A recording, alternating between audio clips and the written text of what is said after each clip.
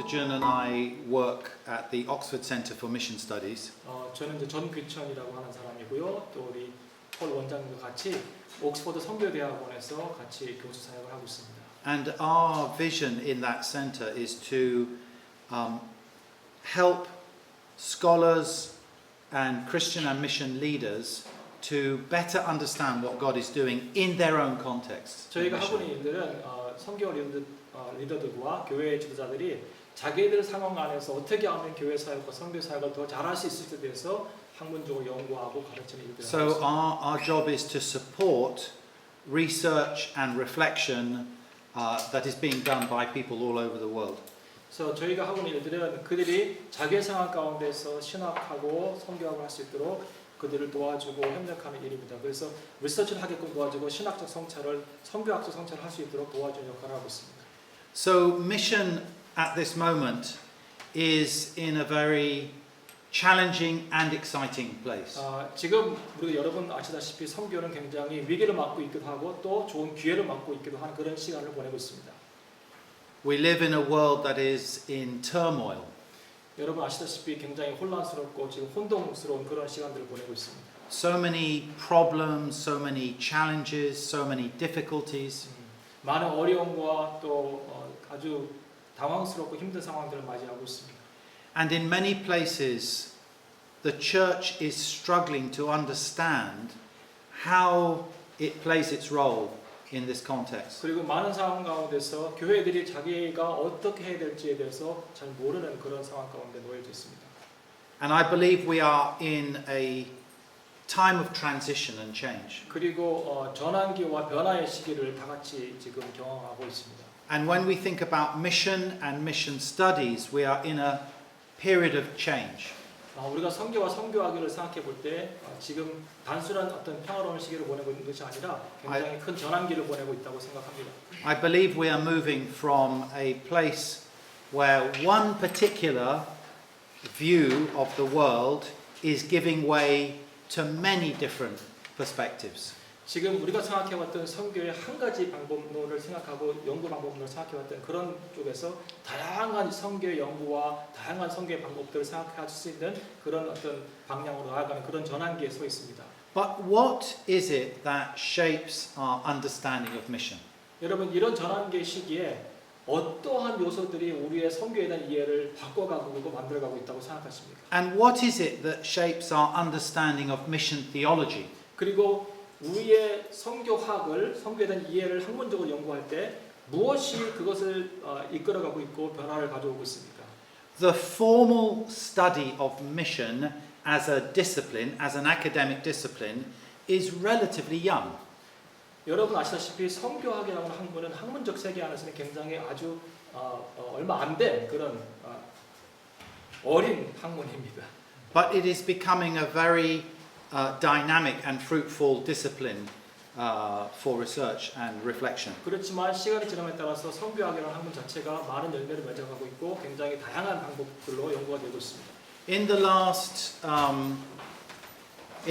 30 or 40 years, 지난 30년, 40년 동안 different models have been developed by scholars to make sense of this field of mission studies. 선교학의 다양한 방법론들이 모델로 만들어졌고 제시되었고요. 그것을 통해 선교라는 것을 새롭게 이해하고 있는 과정 가운데 있습니다. Because mission studies is a multidisciplinary discipline.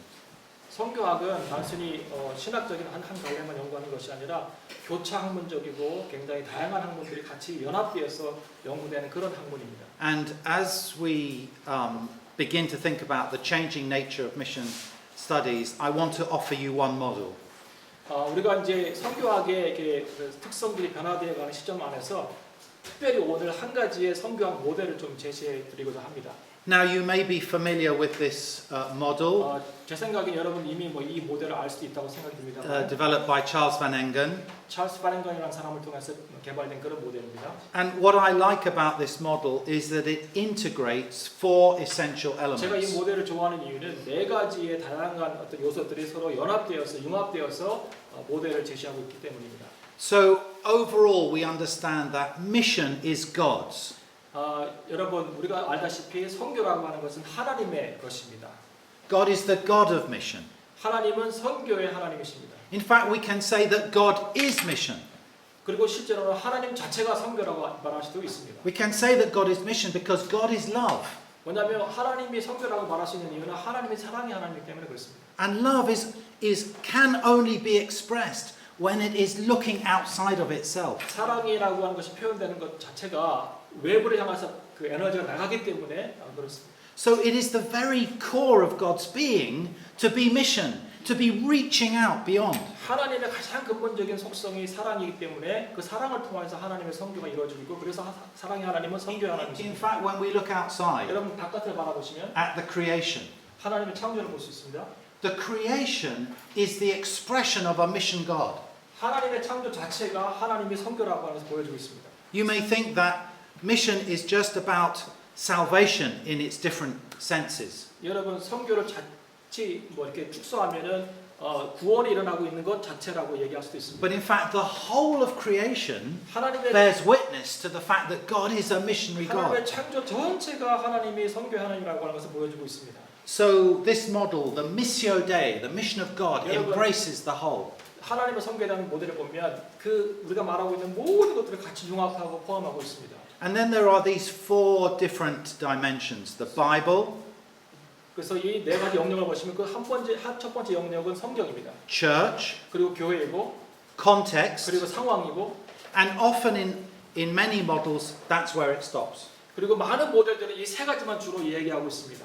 But I like Van Engen because he includes our own personal experience and 제가 이 pilgrimage. 모델을 좋아하고 반응을 좋아하는 이유는 마지막 모델인 그 영역인 개인의 경험을 중시하고 있기 때문입니다. So a colleague of ours at Oxford Centre for Mission Studies, Kirk Franklin, 예, 옥스퍼드 선교대학원의 교수 중에 한 분이 컵 프랑클린이라고 하는 박사는 he and I have developed this model a little bit further. 그리고 그분과 저는 이제 이 모델이 참 중요하지만 여기서 한 단계 더 나아가서 새로운 모델을 제시하고 있습니다. So if we start with the Bible, 성경으로 시작을 하자면 and I want to share now some of the different disciplines and strands that make up the way we engage in mission theology. 자 이제 그 다양한 그 성경 안에서 다양한 갈래들의 어떤 연구 방법들이 있는데 그것들이 모여서 어떻게 성경을 바라보고 있는지에 대해서 관점을 보여드리겠습니다. Because we know that God is the living God and He reveals Himself, 여러분 우리는 하나님이 살아계신 하나님 믿고 그분이 살아계신 하나님 자기를 계시하는 것을 우리가 알고 있고 믿고 있습니다. we understand that God's revelation has been captured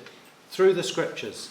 그리고 하나님의 계시는 성경 안에 잘 보여지고 있습니다. So biblical studies, biblical interpretation, missional hermeneutics, these are very important disciplines as we develop our mission theology. 그래서 성교학을 연구할 때는 여기 보시다시피 성서 신학, 그 성서 해석학 그리고 성교적 해석학이 굉장히 중요한 요소임을 알 수 있습니다. Of course, there are some people who think that's the only thing that is shaping their mission theology. 그래서 어떤 사람들은 사실은 요 세 가지 정도만 성교를 형성하고 성교하고 공부하는데 가장 중요한 요소들이라고 생각하는 분들도 있습니다. 굉장히 내로한 사람들이죠. But honestly, if we think that it's only the Bible that is shaping our mission theology, I think we are deceiving ourselves.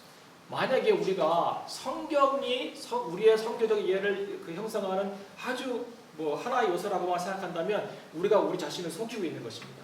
Because we're also shaped by our experience of church. 왜냐하면 성경뿐만 아니라 성경이 가장 큰 중요한 권위이기도 하지만 우리는 또한 성교를 이해하는 부분에 있어서 우리가 경험하고 있는 교회도 우리의 성교적 이해에 굉장히 큰 도움을 준다는 것입니다. So ecclesiology is very important in mission studies. 교회학이 교회론이 굉장히 중요합니다. 성교를 이해할 때 교회론은 정말 빠질 수 없는 중요한 요소입니다. And I come from a missionary tradition. 저는 이제 선교사의 배경을 갖고 있는 사람입니다. And I have spent many years working cross-culturally in mission. 그리고 교차 문화 선교 현장 안에서 오랜 기간 동안 선교를 해온 사람입니다. And surprisingly, I have to tell you that many missionaries have very weak ecclesiology. 제가 만났던 많은 선교 전문가들이 사실은 교회론의 약점을 보이는 것을 제가 보았습니다. So ecclesiology is very important.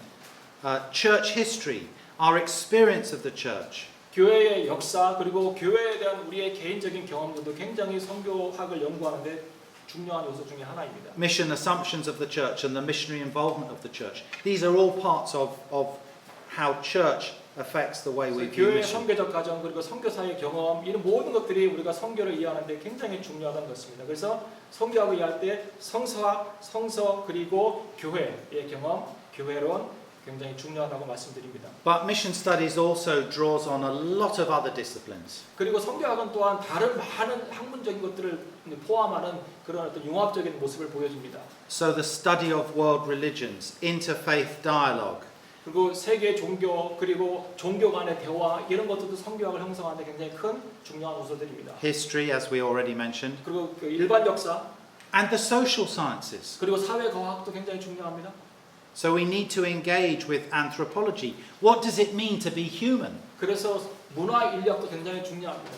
우리가 인간이라고 하는 것을 이해하는 것도 굉장히 중요한 선교적 요소 중에 하나입니다. And I don't need to describe all these different social sciences, but they're all significant in 제 different 생각에 ways. 저기에 이제 기록되어 있는 사회과학적 요소들을 다 이렇게 디스크라이빙하는 것은 중요하지 않고 하지만 강조하고 싶은 것은 저기 안에 써져 있는 다양한 학문적인 요소들이 굉장히 중요하다는 것입니다. 선교를 이해할 때. But then we come to ourselves. 그리고 이제 우리 자신들에게 집중할 필요가 있습니다. And I want to say to us today that our own personality and personal experience shapes our theology. 여러분의 개인의 개성, 그다음에 어떤 개인적인 경험들도 여러분의 신학을 형성하는 데 굉장히 중요한 요소 중에 하나입니다. And we don't need to be afraid of this. 그리고 이 개인의 경험, 개인의 어떤 개성을 신학을 형성하는 데 사용할 때 거기에 대한 두려움을 좀 떨쳐버리시기 바랍니다. God uses us and our experience. 하나님이 우리 자신과 우리의 경험들을 사용하셔서 So our spiritual gifts, 성교학을 형성할 수 있도록 natural 합니다. abilities, our experience, our knowledge, our personality, God uses all these as we grow our own understanding 여러분 of His mission. 보시다시피 우리가 하나님께로부터 받은 영적인 어떤 재능들 그리고 기프트, 탤런트들 그다음에 개인적으로 갖고 있는 하나님 주신 자연적인 어떤 능력들, 경험들, 우리가 갖고 있는 지식 그리고 우리의 개성 이 모든 것들이 융합되어서 우리가 선교학을 해나갈 때 도움을 주는 그런 요소들을 사용할 수 있습니다. So here is all of this shaping mission theology and praxis. 그래서 이런 모든 것들이 융합적으로 우리가 사용할 때에 하나님께서 우리에게 주신 선교를 더 잘 이해할 수 있게 될 것입니다. By the way, my notes are in English. I'm sorry. 제 But if 노트가 it's 영어로 되어 helpful, 있어서 you 굉장히 can take my 죄송하고요. notes afterwards. 네, 영어로 되어 있지만 이제 강의 끝난 다음에 원하시는 분들에게 있으면 제가 어떻게 보면 박 교수님께 보내드리면 여러분이 받아보실 수 있도록 그렇게 도와드리겠습니다. Now let me just illustrate very quickly what I've been saying from my own personal journey. 그러니까 지금까지 제가 얘기했던 이 네 가지 요소들을 제 경험에 비추어서 좀 더 설명을 해드리기 원합니다. So I am the son of 4 generations of missionaries. 저는 이제 그 4대째 선교를 해오는 그 가문에서 태어났습니다. Can you see me in the picture? 여러분 저를 보실 수 있습니까? 사진 안에서? 저 아이가 저입니다. When I was 3 weeks old, 생후 3주 만에 my parents went to the Amazon jungle in 저희 Brazil. 부모님이 아마존 정글로 저를 데려갔습니다. So I grew up in Brazil and West Africa. 그리고 브라질에 자라났고 그리고 서부 아프리카에 자라났습니다. And as you can imagine, this shaped my view of the world. 그런 어떤 그 다양한 국제 경험이 저의 세계관을 형성했습니다. And it shaped my view of mission, even as a child. 그리고 어린 아이였지만 이런 것들이 다 선교의 그 개념을 형성하는 데 도움이 되었습니다. And my parents and what they did, that shaped the way I thought about 저희 mission. 부모님의 했던 선교 사역 모든 것들을 제가 지켜보면서 저의 선교학에 대한 이해를 돕게 되었습니다. And then I went to medical school to train as a doctor. 그리고 이제 의과대학에 들어가서 의사가 되기 위해서 공부했습니다. And I did theological formation. 그리고 나중에 이제 신학도 공부하게 And 되었습니다. of course, these things shaped the way I understood mission. 이런 모든 일종의 경험들이 저가 선교학을 형성하고 이해하는 데 굉장히 큰 도움이 되었습니다. Because I became a doctor, so I could work in countries where Christians are not welcome. 의사가 되었기 때문에 우리 선교하러 갈 때 다른 일반 선교사들이 갈 수 없는 지역에 가서 제가 선교할 수 있는 특권을 누렸습니다. And then we spent 12 years working in North Africa, in Tunisia, 12년 동안 튀니지아에서 또 일을 했습니다. a Muslim country. 튀니지아는 이제 무슬림 컨트리잖아요. And there I began to encounter Islam. 그리고 거기에서 저는 이슬람 문화를 배우고 이슬람 종교를 만나게 되었습니다. And this shaped also my mission theology. 그런 이슬람을 만나는 경험도 또 제가 선교를 이해하고 선교학을 발전시키는 데 도움이 되었습니다. As I developed many friends, 제가 많은 친구들을 만들어내고 and as they shared their own faith and their experience of God, 그리고 그들이 자기네 경험들을 이야기하고 또 자기의 하나님에 대한 경험을 이야기할 때에 선교에 대한 이해가 더 넓어지게 되었습니다. I began to respect them and also to appreciate even more the wonder of the Christian message. 그리고 그들이 경험들을 쉐어해주고 나눠줄 때 감사함을 느꼈고 또 그것들 때문에 더 큰 하나님의 은혜와 하나님의 세계를 경험하게 되었습니다. And remember when I went to Tunisia, 8.5 million people at that time, 1990. 제가 1990년에 그 튀니지에 갔을 때 그 전체 인구 한 850만 정도 되었습니다. And only 10 known Christians in the whole country. 850만 중에 겨우 10명 정도가 알려진 그리스도인이었습니다. Can you imagine? Many more of us in this room than the whole of Tunisia at that time. 여기 앉아 있는 사람들보다 거기에 있었던 그리스도인들 숫자가 훨씬 더 적었습니다. 여러분 상상하셨습니까? After 100 years of continuous mission witness. 튀니지는 그 당시만 해도 1세기 동안 선교가 진행되고 있는 그런 나라였습니다. Did it challenge my mission theology? 그것이 저의 선교학에 대한 도전을 주었을까요? Of course it challenged my mission 그렇습니다. theology.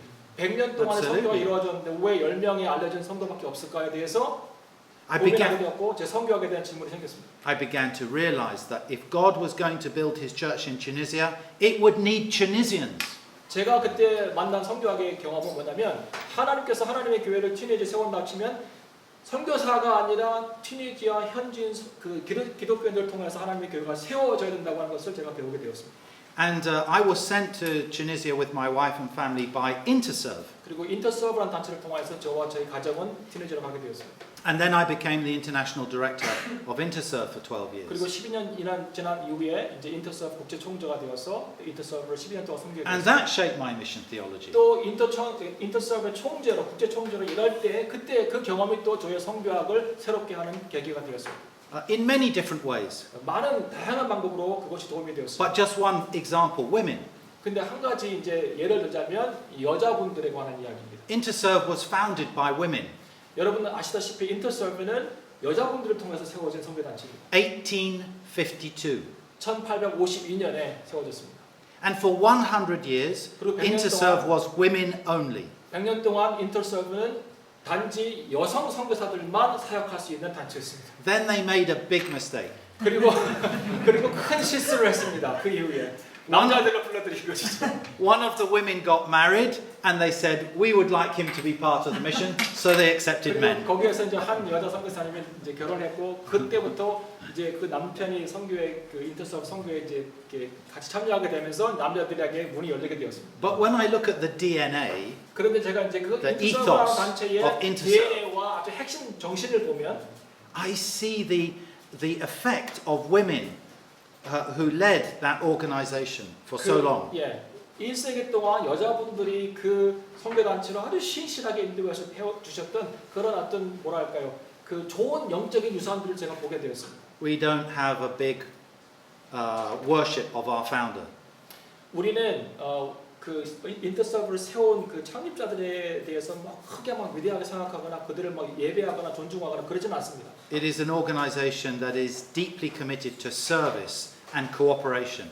왜냐하면 그냥 인터서브는 그 협력하고 현지인들을 섬기고 하는 그 일에 집중하는 단체이기 때문에 그렇습니다. So I see many parts of the DNA that I believe come from the fact that women created this organization. 제가 보니까 지금 하고 있는 많은 인터서브의 사역들은 사실은 그 초창기에 그 인터서브를 세웠던 여성분들이 갖고 있었던 아주 선교에 대한 좋은 이해가 많이 녹아져 있는 것을 볼 수 있습니다. And now, along with Dr. Jun, I live and work in Oxford at Oxford Centre for Mission Studies. 그리고 이제 저와 함께 우리 원장님과 같이 옥스퍼드 선교대학원이라고 하는 곳에서 우리가 또 사역을 하고 있습니다. And of course, the academic study of mission and trying to bring academic and practice together has also shaped my mission. 그래서 우리 학교는 그 선교 이론과 선교 현장에서 고민하고 있는 많은 어떤 선교적 어떤 이슈들을 서로 연합하고 균형 있게 바라보는 그런 학문들을 지향하는데 그것이 또한 저의 선교에 대한 이해를 또 이렇게 새롭게 발전시켜 주었습니다. Now, I'm sharing these things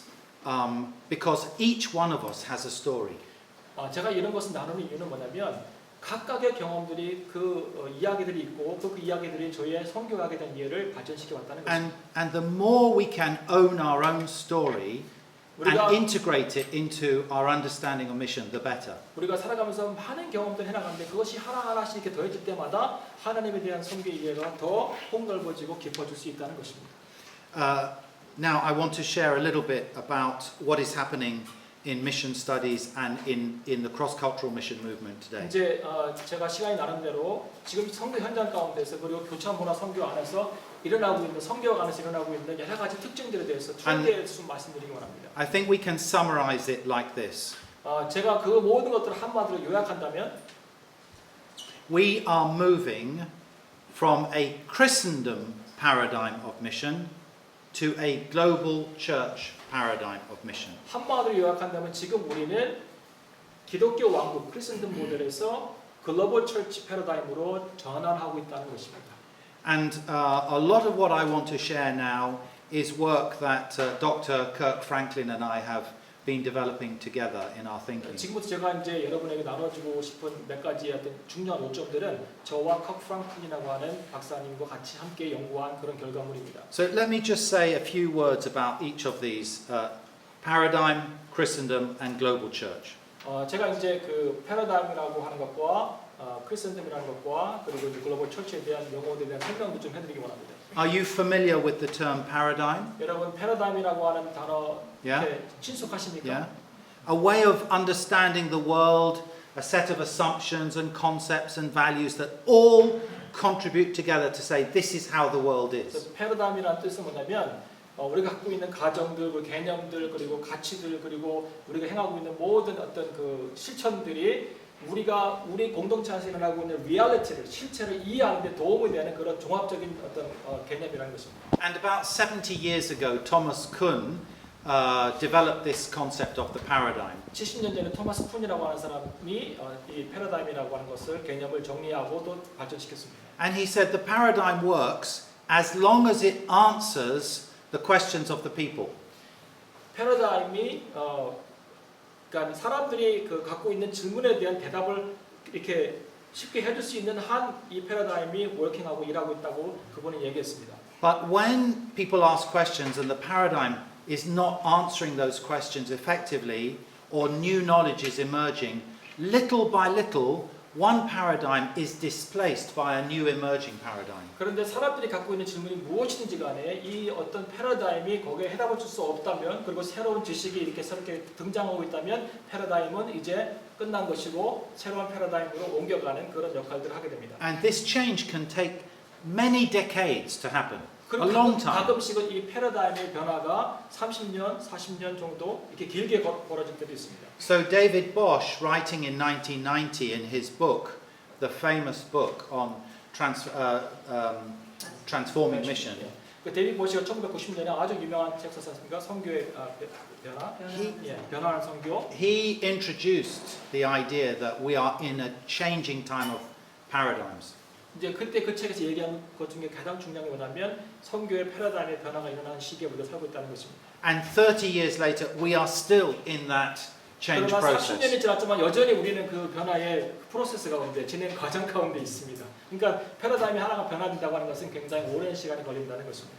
And we are changing from a Christendom paradigm 그래서 of 우리가 mission. 지금 변화되고 있는 그 과정은 뭐냐면 크리스천덤, 기독교 왕국이라는 개념의 선교에서 And two scholars, Alan and Eleanor Crydor, very helpfully summarized the Christendom paradigm for us. 그래서 알란하고 그의 그 부인 되시는 그 선교학자가 이제 크리스천에 대해서 이렇게 잘 얘기했습니다. And they identified four key marks of the Christendom paradigm of mission. 그리고 이제 그분들이 네 가지 정도의 크리스천덤 그 선교 모델을 이렇게 잘 묘사할 수 있는 네 가지 정도의 요소를 포인트를 얘기했습니다. They pointed out that the Christendom paradigm of mission began in the Protestant world at the end of the 18th century, beginning of the 19th century. 그분들이 얘기하기를 이 크리스천덤 선교 모델은 18세기 말에서 19세기 초에 형성된 그런 선교의 개념이고 모델입니다. And it developed in the context of Christian Europe.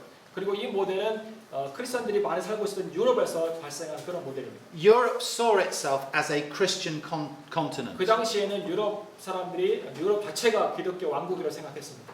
And European Christians could see that other parts of the world there was no church.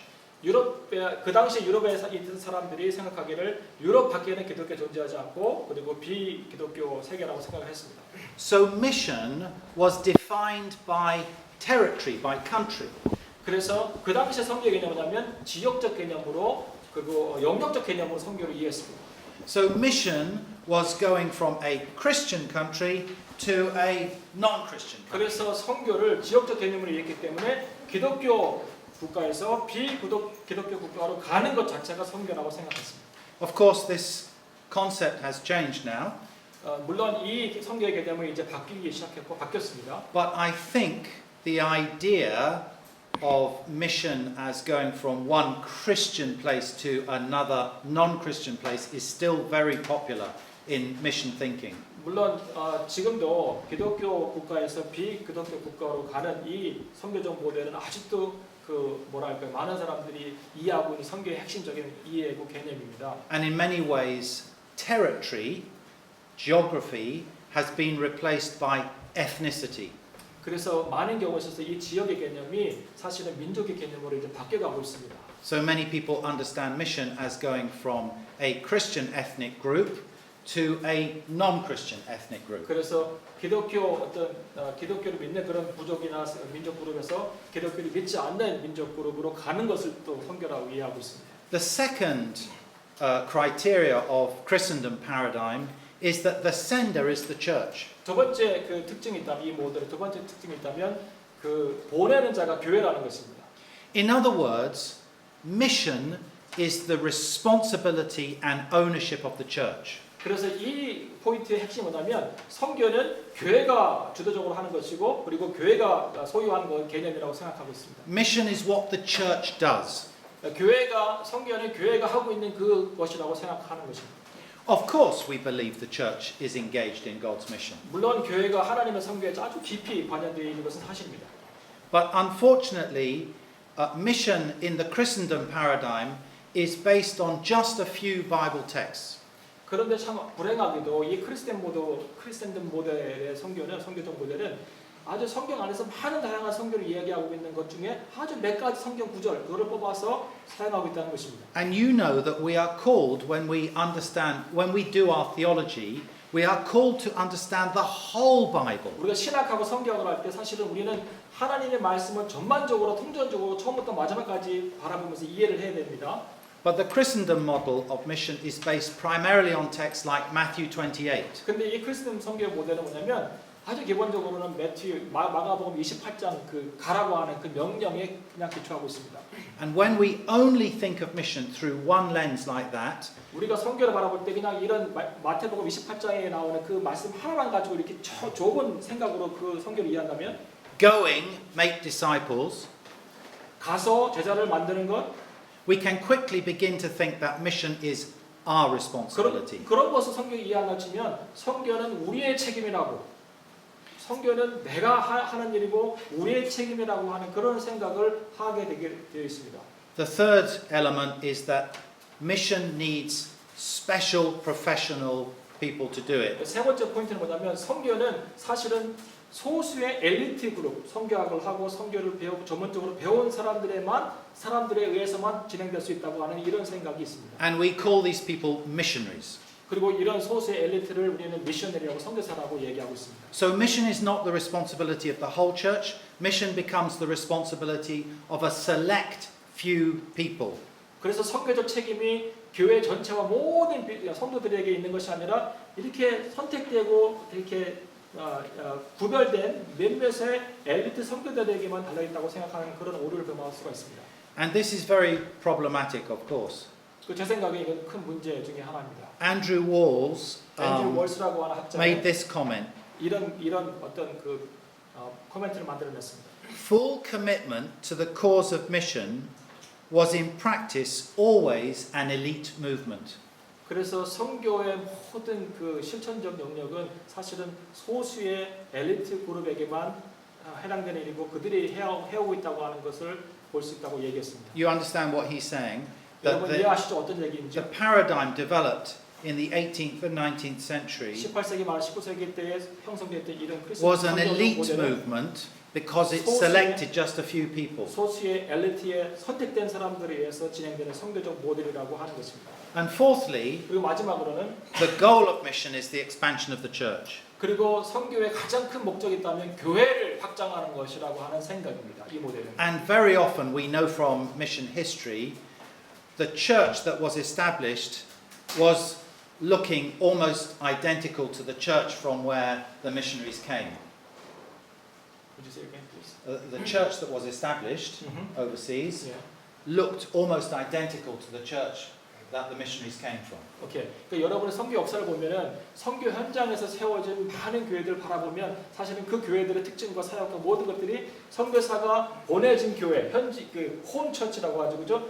그 선교사를 보낸 교회의 사역과 어떤 심학과 너무나 동일하다는 것입니다. 그러니까 선교지에 세워진 교회와 선교사가 보냄을 받은 그 교회, 선교사를 보낸 교회들의 사역을 비교해 보면 거의 똑같다는 것입니다. 다른 것이 없어요. 현재 상황이 반영되지 않았다는 것이죠. So we can say that the goal of mission was not just the establishment of the church, but the establishment of my denomination. 그래서 선교를 우리 교단의 또 다른 교회를 그쪽에 세우는 것 정도로 선교를 이해한다는 것입니다. Now, it is true that over the last 250 years in the Protestant mission movement, 지난 그 개신교 선교 150년 동안 missionaries have engaged in all kinds of ministries. 선교사들은 다양한 사역을 이제 감당해 오고 있습니다. But nonetheless, 그럼에도 불구하고 the test of success has always been, is there a new church and how many? 다양한 선교의 일들을 다양한 선교사들이 하지만 사실은 그것을 평가하는 기준은 얼마나 많은 교회들이 세워졌는가 여기에 초점이 맞춰져 있다는 것입니다. And I think Kirk and I would add a fifth criteria that Kreider does not add.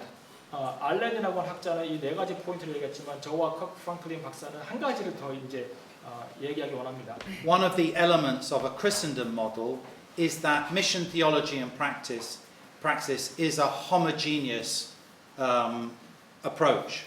선교학과 그리고 선교의 실천에 있어서 그 어프로치가 다양해야 됨에도 불구하고 굉장히 단조롭고 그다음에 동일하다는 것입니다. In other words, there is one single authentic mission theology and there are certain practices that go with it.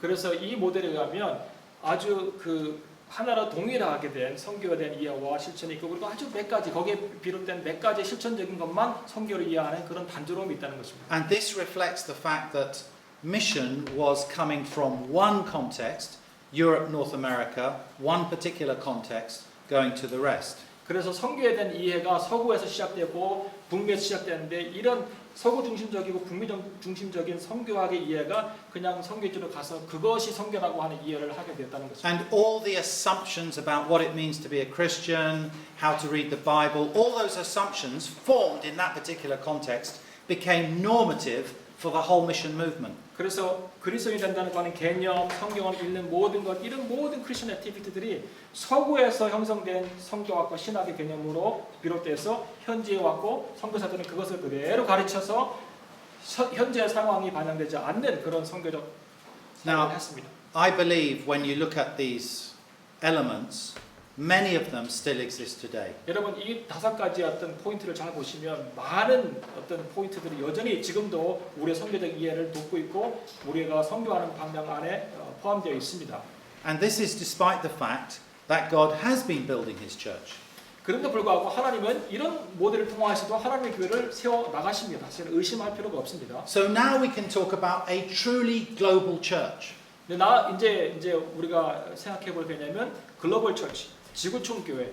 I wonder if you understand the moment in history in which we live. 여러분 지금 우리가 살고 있는 이 세계와 그다음에 역사의 진행을 여러분이 이해하고 계십니까? The apostle John has a vision that Jesus gives him. 예, 여러분 세례 요한 아시다시피 그 요한계시를 보면 예수 그리스도가 주신 비전을 이제 봤죠. And he sees a vision of people from every tribe and nation and culture and language, worshipping God together.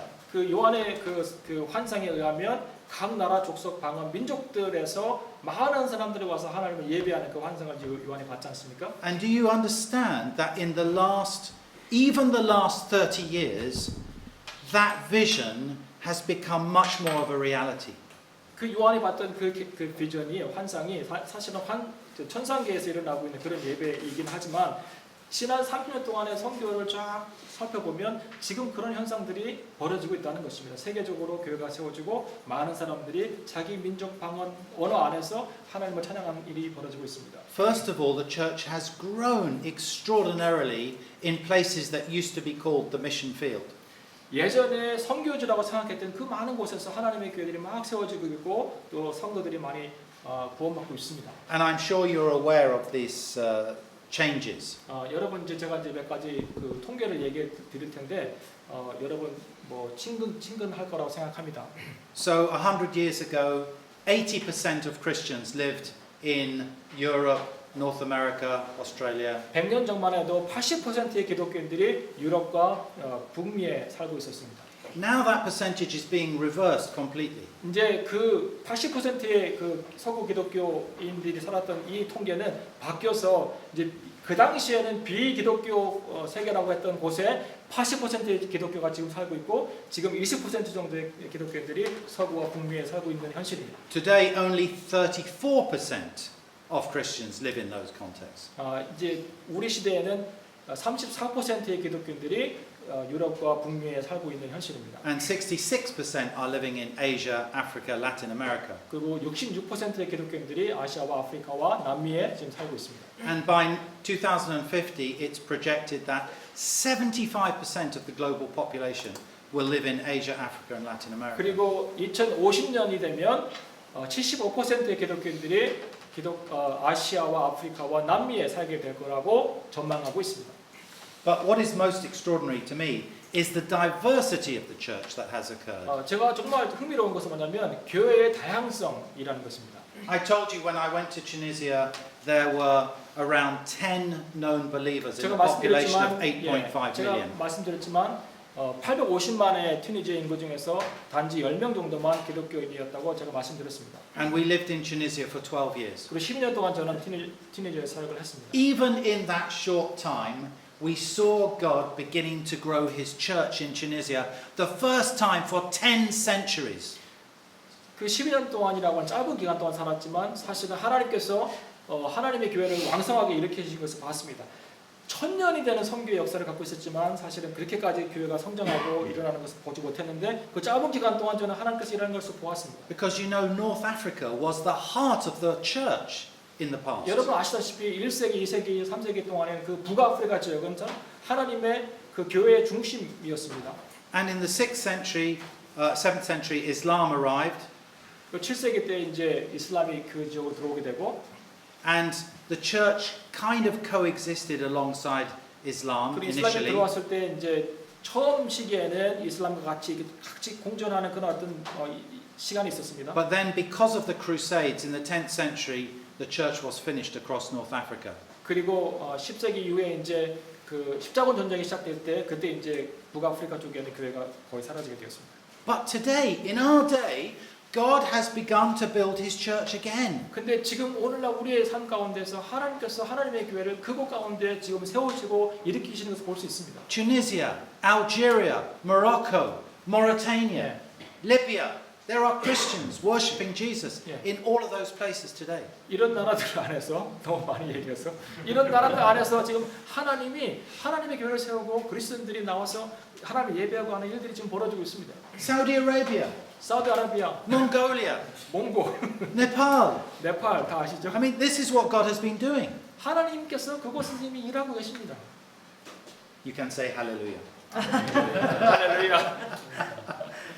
So, we believe that this phenomena of God building His church needs to reshape the way we understand 자, 그래서 이제 our engagement in God's mission. 하나님께서 하나님의 교회를 세워나가시는 이런 새로운 현상들에 대해서 이해하기 위해서는 선교하게 된 이해도 새롭게 될 필요가 있습니다. Now, you remember I said there is Bible, church, context, and personal 여러분 제가 experience. 말씀드린 그 처음에 얘기했던 서두에 얘기했던 그 신학 방법론, 성교적 방법론에 대해서 이해하시죠? 첫 번째 So 뭐죠? our time is short, 성경, 교회, 그 다음에 컨텍스트 상황 그리고 개인의 경험 이 네 가지 이해하실 것입니다. but there are many contextual realities as well that need to shape the way we understand mission theology and mission practice. 그리고 우리가 사역하고 있는 많은 상황적 어떤 그 현상들이 또 우리의 선교학을 이렇게 형성하고 만들어가고 있습니다. I'm not going to try to begin to explain all of these contextual 자, 이제 이런 것들이 상황 안에서 realities. 일어나고 있는 지금 우리가 당면하고 있는 많은 어떤 현상들입니다. But each of these 여러분 잘 보시면 represents a mission frontier. 잘 보세요. 여기 잘 보시면 이 각각의 어떤 그 사회 현상과 그 영역들이 사실은 우리가 성경학을 공부할 때에 이해하고 생각해야 되는 중요한 개념들이고 또 Maybe you want to just read. 배리어기도 합니다. 이제 보면 첫 번째 보시면 세계적 불균형, are you talking about economic inequality? Yeah. 네. 그 경제적 불균형 있죠, 그죠? 그 다음에 urbanization, poverty, 도시화와 그 다음에 빈곤, socio-economic system failure, 사회 경제 시스템의 그 실패, 그 다음에 climate change and ecological degradation, 기후 변화와 그 다음에 생태계 파괴, mass movement, 그 다음에 displacement of people. 사람들이 아주 대이동하고 있지 않습니까? 전쟁이라든지 뭐 어떤 난민이라든지 이런 것 때문에 그 다음에 changing economic and military power, 경제적 파워 그리고 군사력을 가지고 이제 사람들이 자기네 힘들 과시하기 때문에 또 다른 일들이 생겨나게 되고 nationalism, religious radicalism and violence, 민족주의 그리고 뭐 종교적인 어떤 그 뭐랄까요? 급진주의, 그 다음에 또 여러 가지 폭력적인 사태들이 또 미션의 중요한 주제이기도 하면서 또 미션을 바꿔가는 그런 요소이기도 하고 마지막으로 테크놀로지, 아티피셜 인텔리전스, 과학기술의 발전과 인공지능, 그 다음에 what does it mean to be human, 인간에 대한 이해, 이 모든 것들이 변화됨에 따라서 선교학에 기회를 제공하기도 하고 선교학에 어려움을 제공하기도 합니다.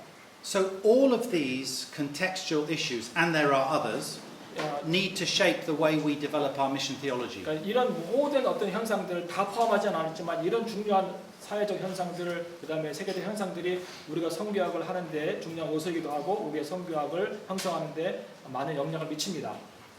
So, as we engage in this process of the move from a Christendom paradigm to a global church paradigm, let me very briefly share 5 trends that I see. 자, 그래서 이제 이 크리스천 패러다임에서 글로벌 처치 패러다임으로 전환하는 이 시점 가운데 있는 우리가 이해해야 될 5가지 선교학적 어떤 변화, 그 다음에 어떤 트렌드, 그것에 대해서 제가 좀 말씀드리기 원합니다.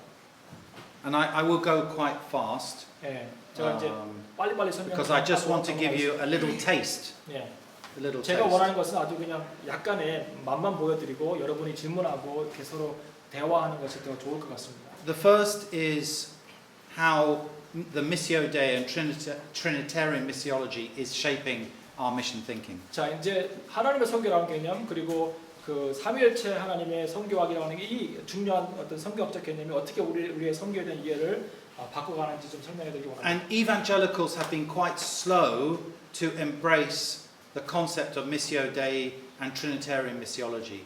그 복음주의 진영에서는 사실은 이 하나님의 선교에 대한 개념 그리고 삼위일체 하나님의 선교에 대해서 이것을 받아들이는데 좀 시간이 걸렸고 지금도 아직도 이해 못하고 있고 소화하지 못하는 부분들이 있습니다. So maybe you want to think about the question, why would a movement that is so committed to the Bible be slow to accept the Missio Dei? 미시오 데이 하나님의 선교에 대한 개념이 성경에 기초하고 있는 개념에도 불구하고 왜 그것을 우리 복음주의 진영에서 받아들이는데 어려움이 있는가에 대해서 생각해 보신 적이 있습니까? There may be different reasons. 다양한 이유들이 있을 것입니다. I think the ecumenical movement understood and started to wrestle with the Missio Dei much earlier, and there is a suspicion of the ecumenical movement, so maybe that's one reason. 왜냐하면 에큐메니컬 진영에서 하나님의 선교에 대한 개념을 먼저 받아들였고 발전시켰기 때문에 복음주의 진영에서는 그것에 대해서 반대하고 거부하는 감정들이 생겼기 때문에 그럴 수도 있습니다. But I also think North American pragmatism is a big problem. 그리고 그 북미 중심의 어떤 실용주의적인 어떤 선교의 접근이 또 우리 복음주의 진영을 불편하게 할 수도 있습니다. Because when mission is reduced to a task that we are supposed to do, then we don't want those other issues to interfere. 선교가 하나님께서 주신 특별한 임무 정도로만 생각하는 그 축소된 개념으로 선교를 이해한다고 치면 사실은 우리가 에큐메니컬 미시오데이를 이해하기 쉽지 않습니다. And as I've already said, God is mission and mission is God's. 여러분 제가 말씀드렸듯이 하나님의 선교이고 선교가 하나님입니다. I believe the Missio Dei frees us and empowers us to live in simplicity and dependence on the God of mission. 여러분 하나님의 선교에 대한 개념이 우리를 자유케 하고 우리에게 힘을 넣어 주셔서 하나님께서 원하시는 그 선교를 이해하고 또 진행할 수가 있습니다. It is God's gift to us that He is the missionary God who invites us to participate in what He is doing. 하나님의 선교라는 이 개념은 사실은 하나님께서 우리에게 주신 참 선물 같은 것입니다. 그래서 이미 하나님이 행하고 있는 선교에 우리가 참여하도록 우리를 부르시는 이 개념이 바로 하나님의 선교입니다. So this is the first thing. I see the influence, the good, positive influence of the Missio Dei and Trinitarian missiology beginning to influence the mission movement. 그래서 제가 경험하고 있는 하나의 트렌드가 있다면 선교학 안에서 이 선교 하나님의 선교에 대한 개념이 이제는 복음주의 개념 진영 안에도 들어와서 하나님이 이미 하고 계신 일에 우리가 참여하는 것이 선교라고 하는 것. 내가 어떤 태스크와 임무를 가지고 그 일을 해야 된다고 하는 그런 어떤 강박관념과 책임감이 아니라 하나님이 하고 계신 일에 우리가 자연스럽게 동참해서 그분의 일에 참여하는 동역자로 선다고 하는 이 하나님의 그 선교의 개념이 이제는 복음주의 진영 안에 들어와서 이렇게 일하고 있는 것을 제가 보고 있습니다. 이것이 하나의 새로운 트렌드입니다.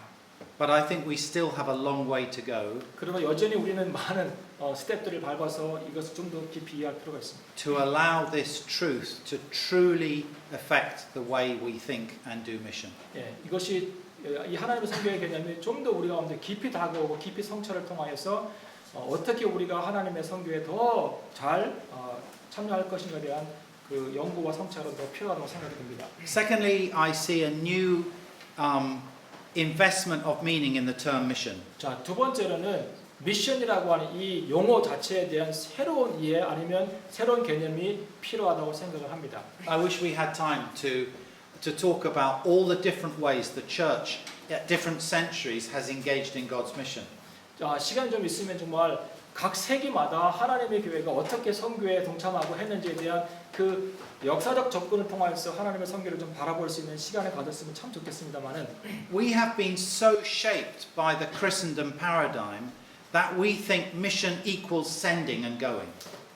우리가 이제 제가 조금 전에 말씀드렸지만 그 크리스천덤 선교 모델을 통해서 우리가 선교에 대한 개념을 형성했고 그 선교에 대한 개념은 그냥 가는 것, 우리가 보내는 것이 선교라고 하는 그 지배적인 선교의 개념을 갖고 있습니다. But actually, if you look at church history, God used different approaches to mission. 여러분 근데 교회사를 보면 하나님께서 선교에 대한 다양한 접근들을 사용하셨습니다. The early church moved from a tiny, fragile group of apostles into a movement that changed the Roman Empire. 여러분 초대교회 역사를 보면 1세기, 4세기까지의 역사를 보면 아주 교회는 작고 연약하고 빈약하고 그런 어떤 소수의 성도의 집단이었지만 4세기가 되어서는 로마 제국 전체를 바꿀 수 있는 그런 어떤 큰 운동으로 무브먼트로 성장해온 것을 볼 수 있습니다. And there is no evidence that the church sending people was part of that process. 근데 교회가 이렇게 괄목하게 성장을 했는데 성경이나 아니면 어떤 역사적 자료를 찾아봐도 조직적으로 사람들을 모집해서 보냄을 통하여서 교회가 성장했다고 하는 증거는 거의 없습니다. And this word mission has a lot of baggage. 이런 것 때문에 사실은 선교라고 하는 단어 자체가 굉장히 많은 그 뭐랄까요? Because even though mission is not associated in our hearts and in our hopes with conquest and colonialism, historically it has been. 그래서 우리가 이해하고 있는 선교는 사실은 그 식민적 어떤 입장에서 접근 방법 안에서 가서 정복하고 교회를 세우고 하는 그런 것으로 이해하는 경향성이 생겨났습니다. And the problem is bigger than just the word mission. It is everything that goes with it. 사실은 선교에 대한 개념 자체를 이해하는 것도 문제가 되지만 사실은 그 이 개념 자체가 갖고 오는 많은 다양한 어떤 프랙티스에 대해서도 문제가 있다고 저는 생각합니다. So many of us are trying to find other words than mission. 그래서 이제 선교학자들은 미션이라는 단어 말고 다른 용어들을 좀 생각해보고 발전시키고 하는 생각들을 해보고 있습니다. Faithful witness, 신실한 증인, faithful witness, 신실한 증인되는 것, pilgrimage, 순례, discipleship. 제자도. It's important to try to find other ways of describing mission. 그래서 선교를 좀 미션이라는 단어, 강력한 단어 말고 크리스천들 모두에서 나온 그 단어 말고 다른 방법으로 선교를 묘사하고 이렇게 설명할 수 있는 다른 용어들에 대한 그 뭐라 할까요? So that's the second big trend I see. 있습니다. 그래서 이것이 두 번째의 어떤 트렌드입니다. 선교학 안에서 미션이라는 단어가 갖고 있는 굉장히 강력한 크리스천들 모델에 대한 이해가 있기 때문에 다른 용어들을 생각해 보는 것이죠. Thirdly, I see increasingly a willingness to embrace the wholeness of the gospel. 그러니까 세 번째로는 그 하나님의 예수 그리스도의 복음을 좀 더 통전적으로 이해하는 접근들이 좀 생겨나고 있습니다. And for a long time there has been a fruitless debate between evangelism and service. 이제 여러분 아시다시피 선교학 안에서 정말 열매 없이 근거 없이 그 전도라고 하는 것과 사회 봉사라고 하는 것 이 두 사이에서 어떤 것이 더 중요한지에 대해서 계속해서 의미 없는 논쟁들이 해오는 것을 여러분 알고 있습니다. And I want to say this is an imported, exported problem from the West. 이 두 가지 그 사실 가지고 논쟁하는 것은 서구가 이렇게 보내온 그런 어떤 잘못된 선물입니다. It reflects a particular enlightenment way of thinking about problems. 제 생각에는 이 두 가지는 사실은 정말 불필요하고 생각하지 않아도 되는 그런 어떤 구분, 선교에 대한 구분이라고 생각합니다. But most cultures of the world are integrated. They're holistic in the way they view life. 여러분 그런데 사실은 우리가 알다시피 많은 어떤 문화권에서는 이 두 가지가 구분이 안 됩니다. So 전도하는 것과 봉사하는 것. why carry this burden? 그래서 왜 우리는 이 구분된 이분법적인 선교에 대한 이해를 가지고 자꾸 이렇게 짓눌려 있는지 모르겠습니다. When I look at the way the church grew in the first 4 centuries, 여러분 1세기부터 4세기까지 교회가 성장해 오는 그 역사를 바라보면 I see a complete integration between living and speaking. 여러분 잘 보시면 1세기 때 또 4세기 때의 그리스도인들은 말하는 것과 살아가는 것에 구분이 없고 어떤 뭐 다름이 없습니다. We know they were 잘 융화된 삶이었습니다. fearless apologists. 그 당시를 보면 정말 삶으로 자기 믿음을 변증하는 그 약간 용감한 그런 변증법자들이 있었습니다. 신앙 안에서. But they fearlessly lived a countercultural life. 그 당시에 살아갔던 많은 사람들과 다른 사람들을 두려움 없이 그렇게 기독교의 믿음을 가지고 살아갔습니다. If we are to truly embrace the wholeness of the gospel, we have to reimagine mission from a task to relationship. 여러분 우리가 이 복음을 통전적으로 이해한다면 사실은 봉사와 전도에 대한 구분이 없이 그런 어떤 것에 대한 어떤 구분이 없이 선교를 임무로 이해하는 것에서 관계로 이해하는 것으로 전환할 수 있습니다. 그러니까 선교를 전도하고 아니면 사회 봉사하는 것으로 이해한다고 치면 그리고 구분해서 이해한다고 치면 이 모든 것들이 다 우리가 해야 되는 임무와 과제가 되는데 사실은 복음을 통전적으로 이해한다고 치면 우리의 선교가 과제라고 하는 것에서 관계라고 하는 것으로 이렇게 전환될 수 있는 것을 경험할 수 있습니다. Of course, we are called to be obedient and do something, 여러분 be 물론 active. 우리는 하나님의 명령 안에서 하나님 명령에 순종해야 되고 또 무언 것을 하도록 이렇게 부름 받았습니다. 그것은 사실입니다. But God has a purpose for history. 그런데 여러분 하나님은 하나님 그 역사 안에서 하나님이 하실 일들이 있고 그리고 목적이 있습니다. The Bible says that Ephesians chapter 1, Paul says that 에베소서 1장에 보면 God's ultimate purpose is that when the times have been fulfilled, all things will come together under Jesus Christ as Lord. 하나님의 때가 오면 모든 것들이 세상에 존재하는 모든 것들이 다 하나님의 주권 안으로 모인다는 것입니다. So God's ultimate purpose is that everything is restored in wholeness and beauty and grace under the lordship of Jesus Christ. 하나님의 성교의 궁극적인 목적이 있다면 모든 것들, 세상에 존재하는 모든 것들이 다 하나님의 주권 안에 모여서 아름답게 융화되고 그분을 예배한다는 것입니다. You think God has a checklist? 여러분, 하나님께서 여러분이 일하는지 안 하는지를 갖고 있는 체크리스트를 Today I'm going to do 생각하십니까? this. 오늘 이거 하고. You think He has a strategic plan?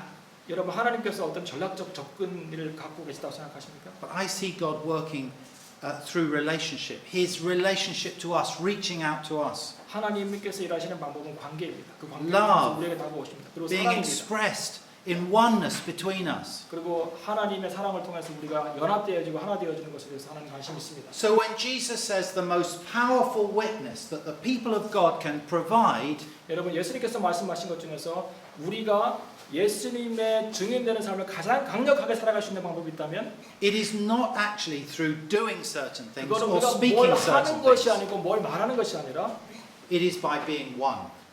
하나 되어서 연합되는 것입니다. So this I also see little by little us as a mission movement globally moving into this. 그래서 이제 이 세 번째 하나님 예수 그리스도의 복음을 통전적으로 이해하는 것이 또 지금 선교학에서 일어나고 있는 하나의 좋은 트렌드입니다. And fourthly, and this is really critical to a global church paradigm of mission. 자, 네 번째로는 지역 사람들이 중심이 되는 선교입니다. 그리고 이제 글로벌 처치 패러다임에 관해서 굉장히 중요한 개념이라고 저는 생각을 합니다. I see a shift to the centrality of the local. 예, 그래서 저는 이제 이 크리스천된 모델이 서구 중심에서 어떤 지역으로 가는 그런 어떤 모델에서 So 지역 사람들이 중심이 되는 그런 선교적 모델로 바뀌어가는 것을 볼 수 있습니다. the Christendom model of mission saw the primary human agent of mission as the cross-cultural worker. 크리스천된 모델에서 보면은 사실은 선교의 어떤 방향은 서구 사회에서 예수 그리스도를 알고 복음을 아는 사람에서 그렇지 않은 세계로 가는 것이 핵심이었습니다.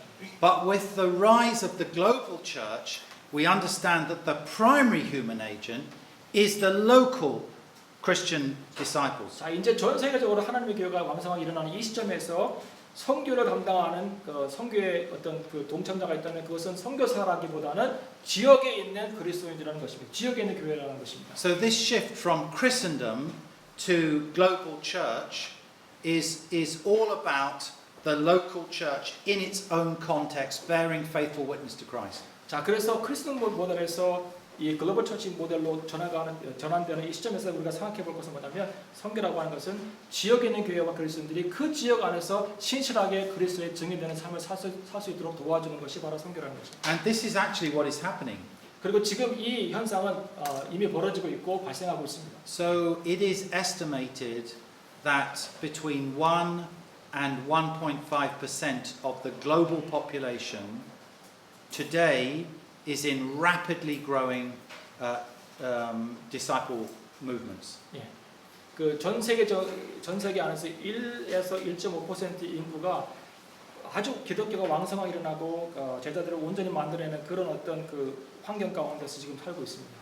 So in other words, there are movements towards Christ of disciple-making movements that are embracing between 1 and 1.5% of that global population. 예. 제가 말씀드린 것처럼 하나님의 제자들을 세워나가는 그런 어떤 디사이플십 제자들의 무브먼트가 왕성하게 일어나고 있는데 전 세계 인구의 1에서 1.5%의 사람들이 지금 그런 일들이 벌어지고 있는 곳에 지금 살고 있다는 것입니다. And these are all the fruit of local believers and local leaders taking the initiative. 자, 선교사들이 하고 있는 일에서 이렇게